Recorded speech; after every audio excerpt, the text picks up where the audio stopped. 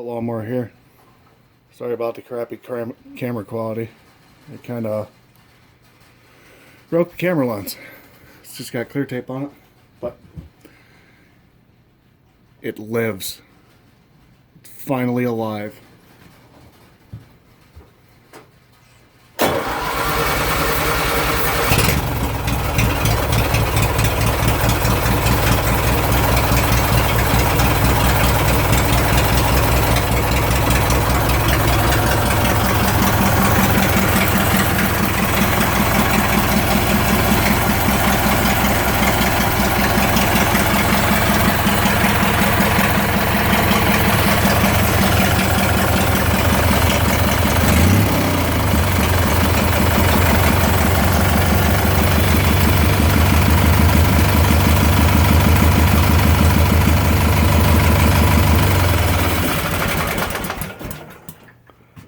Surprised it actually runs as well as it does.